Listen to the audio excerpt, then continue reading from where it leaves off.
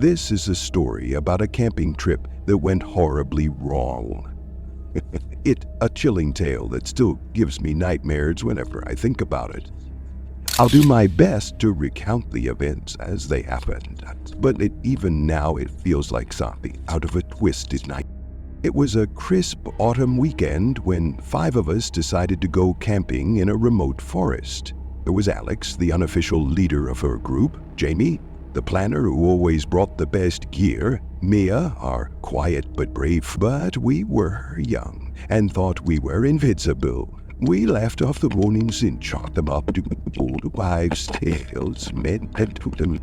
We arrived at the forest just before sunset, parking our cars on a dirt road that seemed to lead nowhere. The trees stretched high into the sky, their branches forming a thick canopy that blocked out most of the sunlight. As we sat around the fire, the conversation inevitably turned to the forest's eerie reputation.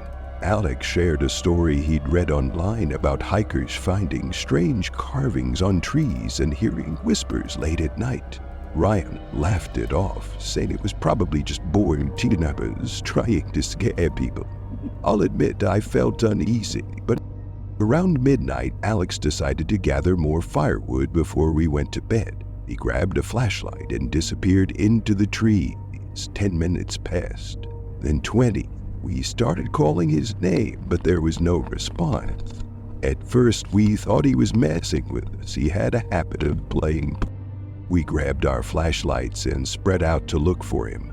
The forest was eerily quiet, the kind of silence that makes your skin crawl. About 100 yards from our camp, we found Alex's flashlight lying on the ground. Nearby, a tree was marked with a strange symbol, a circle with jagged lines radiating out from the center. None of us could explain it, but the sight sent a shiver down. By dawn, there was still no sign of Alex. We decided to split into pairs to cover more ground, marking our way back to the campsite with pieces of cloth tied to branches. Mia and I went east, while Jamie and Ryan headed west. As Mia and I walked, the forest seemed to grow darker and more oppressive. Then we heard it, a faint scream that seemed to come from deep within the forest. It was when we regrouped at the campsite. Jamie and Ryan were visibly shaken. Ryan had found an old tattered backpack filled with rotting food and weathered clothes. It didn't belong to Alex, and it looked like it had been there for years. None of us said it out loud, but we were all think out here. We weren't alone out here. That night, none of us could sleep. Around 3 a.m., I heard a guttural sound in the distance at what you call the line. I woke the others, and we huddled together, clutching our flashlights like they were lifelines. The campfire had been extinguished, though none of us had touched it. It's her shadows moving in the edge of our vision. At first, we decided to leave the forest at first light. But as we tried to retrace our steps, the markers we'd left were gone. It was as if the forest itself was working against us, keeping us trapped. Mia swore she saw a finger watching us from the trees, but when we looked, things escalated quickly. As we stumbled through the forest, we found a clearing filled with the same symbols carved into the ground. Before we could stop him, Jamie began smashing the totem with a rock. That's when the shadows emerged in full view. They were humanoid but twisted, with glowing eyes that seemed to pierce through us. One by one, they started closing in. Jamie told us to run, and we did. His screams echoed behind us as we fled. We stumbled upon an old, decrepit cabin hidden among the trees. Inside, we found a diary belonging to someone who had been trapped here years ago. They acted desperate. Mia tried burning one of the symbols in the cabin with a lighter. The shadows grew more aggressive, slamming against the cabin walls and letting an unearthly wail. Ryan broke down and shortly that we were all going to die here. As dawn approached, the shadows seemed to retreat, as if the sunlight weakened them. We took the chance to run, following what little light we could see. After what felt like hours, we burst out of the forest and onto the dirt road where our cars were. But here's the thing. When we got to the cars, only 3 of us were left. I don't know when we lost Ryan, but it's been years since that trip, and I've never gone camping again. Jamie and Ryan were never found, and Alex's disappearance will remain a mystery. Sometimes I dream. If you ever hear about that cursed forest, do yourself a favor, stay far away, because once you step inside, it might not let you leave. The story still haunts me to this day. It's one of those experiences that shakes you to your core, something you can never truly forget. If you're planning a trip into the wilderness, take this as a warning. Some places are better left up. It started as a simple weekend camping trip with 4 of my closest friends, Alex, Jamie, Mia, Ryan, and me, Sarah. We decided to head to a remote forest a couple of hours away from town. The place had a reputation for being cursed. Locals told stories of people vanishing in eerie, symbol carved in the trees. Of course, we brushed it off as nonsense. We wanted adventure, and the forest seemed like the perfect. We arrived late in the afternoon, the trees casting long shadows as the sun began to set.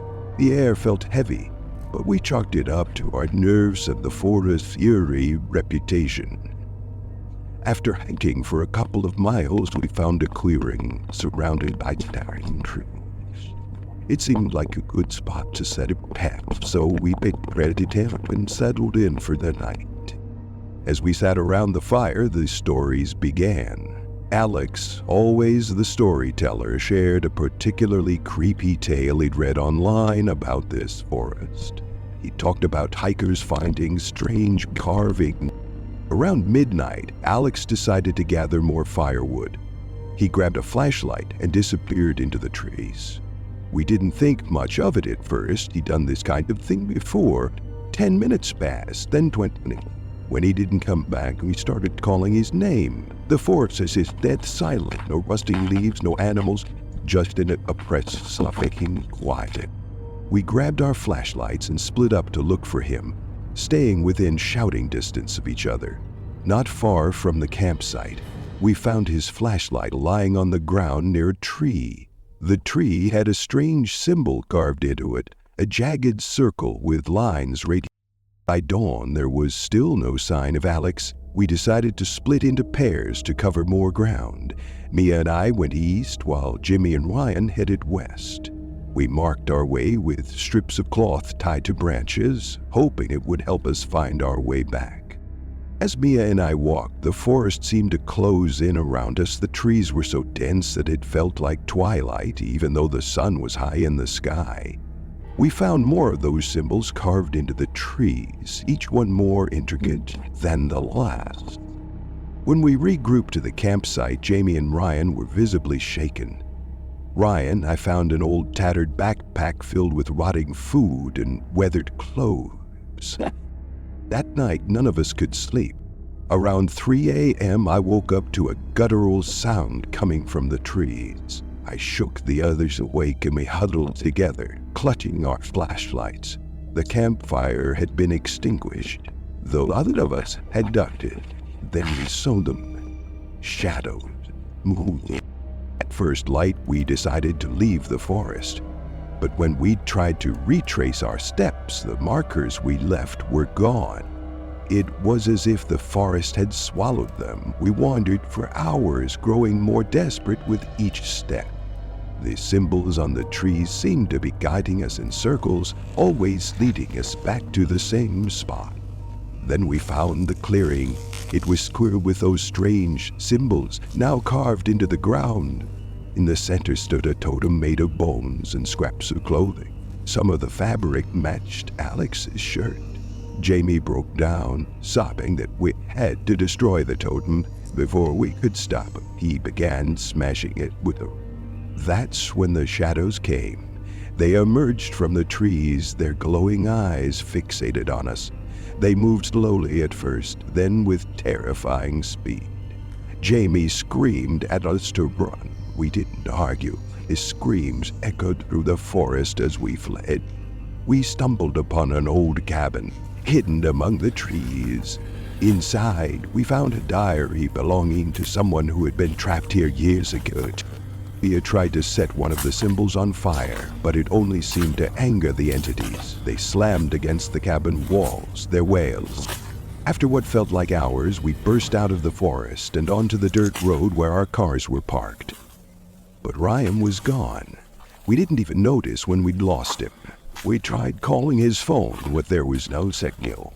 We didn't go back for him. We couldn't.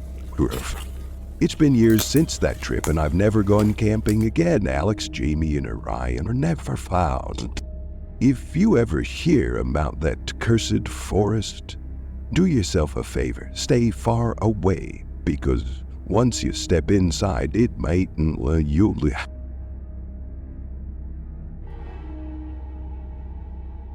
Working the graveyard shift as a rideshare driver can be monotonous, but sometimes it's anything but. You meet people from all walks of life, and occasionally you come across someone unsettling. This is one of those stories. It happened about a year ago, and even now, I can't shake the feeling that I narrowly escaped something truly horrific. It was a slow night, the kind where you start questioning why you even bother. My shift usually started around 10 p.m. and went until sunrise. Most nights were uneventful, the occasional drunk passengers, late-night airport run. At around 2:30 a.m., I got a ping for a pickup. The location was on the outskirts of the city, near an industrial area that was practically abandoned at night. I hesitated. Something about it didn't sit right with me, but rides had been scarce and I couldn't afford to be picky. When I arrived at the pickup location, the street was dimly lit and the only sound was the hum of my car engine. A man was standing near a lamppost that flickered intermittently. He didn't say much when he got in, just gave me a faint smile and said, "I need to go to 47 Black Hollow Road. Well, I punched the address into marked GPS, but nothing came up. It's not showing if I told him." He chuckled softly and said, I should have refused. Every instinct in my body told me to end the ride and drive away, but something about his voice, calm, almost hypnotic, made me comply. As we drove, the city lights faded and the streets grew dark. The man sat silently in the back seat, his eyes fixed on the road ahead. His tone was calm, but the questions made my skin crawl. I tried to keep my answers vague, but he seemed to already know more about me. "How do you know that?" I demanded, trying to keep my voice steady. He didn't answer. Instead, he just smiled and said, "Turn left up ahead." The road was narrow and unpaved, flanked by dense trees that seemed to close in around us. My headlights barely pierced the darkness, and the air felt heavy. Their eyes glowed faintly in the darkness. "Do you see them?" the man asked, his voice calm, almost amused.